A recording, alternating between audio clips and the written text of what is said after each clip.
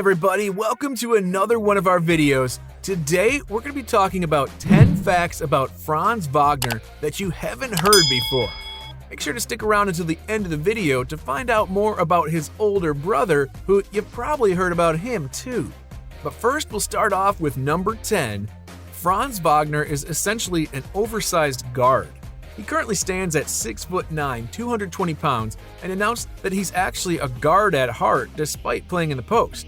When you look at some of his highlights, the film backs that statement up.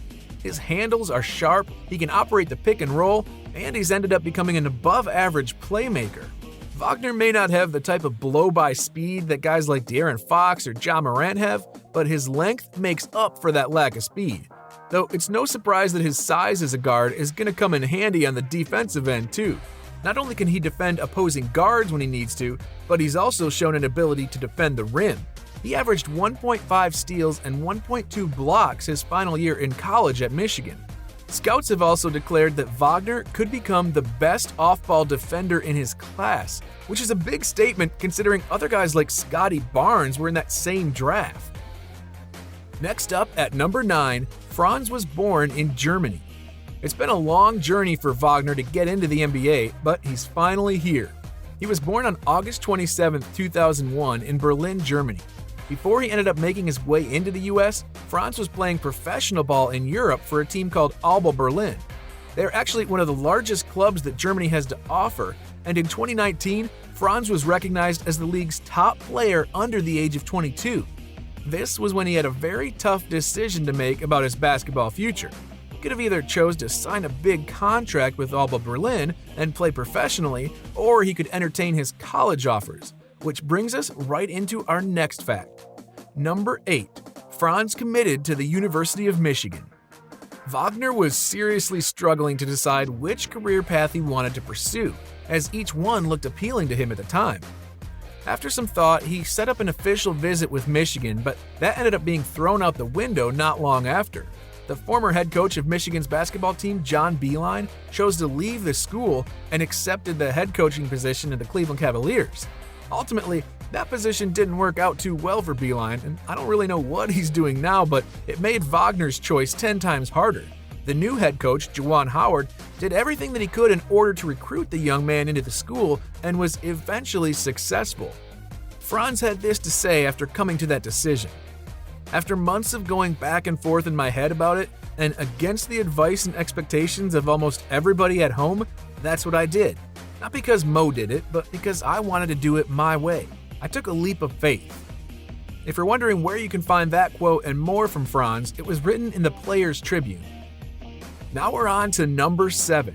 Franz Wagner played in every single game of his college career with Michigan. That's right, he played and started in all 55 games. During his freshman season, he averaged 11.6 points and 5.6 rebounds a game and was eventually named to the Big Ten All-Freshman team. He wasn't done just yet though, as those numbers jumped up during his sophomore season to 12.5 points and 6.5 rebounds per contest. At the end of that second season, the Wolverines held a 23-5 overall record and picked up a number 1 seed in the NCAA tournament. However, his squad ultimately lost in the Elite Eight to UCLA, a team that would eventually get beat by that Jalen Suggs buzzer beater in the Final Four. Franz wasn't very helpful in that Elite Eight game either, with just 4 points and he only made 1 shot out of 10 attempts. It was his second lowest scoring output for that entire season, but it really didn't drop his draft stock all that much. Teams were already in love with what he could do, and one game isn't going to change their minds. Next up, at number 6, Wagner already has a gold medal. It seems like this is becoming the case for the majority of high-ranking college players, and Franz keeps that streak going. He opted to play for Germany at the Albert Schweitzer Tournament, which is simply an under-18 competition that took place in Mannheim. The team was able to pull away and win the gold medal that year, though Franz had a minimal impact, averaging just 6 points a game. Wagner took part in the 2017 FIBA U16 European Championship 2 in Montenegro. He once again played for Germany and averaged 7.4 points per game. However, the team never really got off the ground, finishing in 13th place. A couple years later, he was in the 2019 FIBA Under-18 European Championship in Greece and improved his scoring to 13 points per game. He was the clear leader of that team despite missing a game due to a lower back injury, but he could only take them so far. Wagner and Germany couldn't get any closer than 11th place that year. Moving on now to number 5, somehow Wagner could only muster 4 stars coming into college. Despite playing at a professional level in Germany for quite a while and bringing home awards, 24/7 Sports and Rivals only ranked him as a 4-star recruit at the end of the year. Because of that 4-star rating, there were only 3 teams that officially sent offers to him. Besides Michigan, Butler and Stanford each tried to get him to commit to their school too. It's pretty insane to think about how Franz was such a talented player and leader over in Germany, yet he wasn't really heavily sought after coming into the US. I mean, he's got all the attributes of a small forward, yet plays like a true point guard, something that multiple NBA teams are looking for nowadays because of their defensive versatility. Hopefully, Franz can continue to prove those doubters wrong in the NBA. I also hope that his brother can do the same thing in the next couple seasons. And speaking of him, stick around until the end of the video to find out more about him and his career path compared to Franz. Let's move on now to number 4. It appears he has some confidence issues when dribbling the basketball. We've talked about his above-average handles for his size earlier in the video, but scouts have noticed that he oftentimes lacks confidence when moving around with the ball. This isn't to say he can't dribble or doesn't want to, it's just that he has to continue to work on his ball handling to get more comfortable with it. If he opts not to improve his handling abilities, then he'll likely still get minutes, just won't be the type of point forward that the Orlando Magic are expecting to get from him the next couple years. On the other hand, if he does put the work in at the gym and becomes confident enough to put the ball on the floor often, we could see him become a fantastic playmaker and second option on a championship caliber team. In my opinion, the sky's really the limit for Franz, but it's just a matter of how badly he wants to work on his abilities to improve. Next up at number 3, Franz has a great-looking jump shot. A clean and smooth jump shot is one of the most important things for a player if they hope to shoot the basketball a lot. Luckily, Franz has exactly that. We all know that there have been some ugly-looking shots in NBA history. In fact, Lonzo Ball, when he was a rookie in the NBA, was one of the most recent memories of this. Franz, though, isn't looking like Lonzo. He's a fantastic catch-and-shoot player.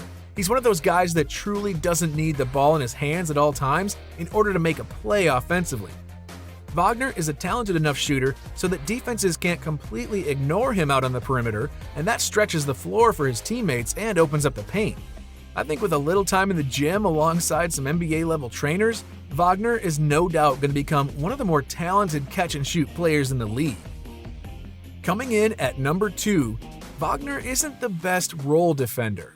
While many scouts actually list pick-and-roll defense as one of his strengths because he can stay in front of shifty guards and use his length to bother taller rollers, it seems defending the roller may still become a bit of a problem for Franz. We saw it a couple times in college when he was simply overpowered in the paint when he got caught in a roll. When a player gets caught like this, it could lead to stupid fouls and and-one opportunities. Now, he can still bang it out with a number of NBA centers in this league, but I just can't imagine him lining up well against a rolling Anthony Davis or Clint Capella this year. Though there is a pretty easy fix for improving this weakness in his game. All he's got to do is get himself into that weight room and put on a little more muscle, which is bound to happen anyways, as the NBA normally whips college players right into shape during their rookie season. I wouldn't worry about this too much, Magic fans, just something to keep an eye on in the future. Now we're on to our number 1 fact. Franz Wagner has a brother in the NBA as well, Mo Wagner. The two are one of the first sibling pairs born in Germany to make it into the NBA. So far, Mo has had a bit of a rough time in the league, and he hopes to get settled down somewhere. He started off by being drafted to the LA Lakers with the 25th overall selection in the first round back in 2018. He was then flipped over in a 3-team trade involving Anthony Davis that sent him over to the Washington Wizards. 2 years later, he was included in yet another 3-team trade and moved over to the Boston Celtics. Shortly after this trade was finalized, the Celtics opted to release him from their roster, and he came to a deal with the Orlando Magic. Luckily, his brother Franz was drafted to the Magic too with the 8th overall pick in the draft. So these two guys have actually been talking about playing together in the NBA for quite some time now, and it seems like that could become a reality. A couple years ago, Mo was asked about playing with Franz, and he responded by saying, "That's a great question. It's always been my dream to kind of play with him at some point. Since he's pretty good, I don't really want to play against him. I played against him a lot, so probably would rather play with him than against him." Fast forward to the NBA draft, and Franz was asked the exact same question about Mo, to which he replied, "I would definitely rather play with him. I think he's a pain in the ass. Sorry about my language. Playing against him is not fun." I hope this little experiment's able to work out for both the Wagner brothers and the Magic, and that these two could be the foundation of something special forming down there in Orlando. And with that, we come to the end of our video regarding the most interesting facts about the newly drafted Franz Wagner. If you enjoyed our video, be sure to leave a like and subscribe. And if you want to keep watching, then check out the 10 most unexpected Cade Cunningham facts up next.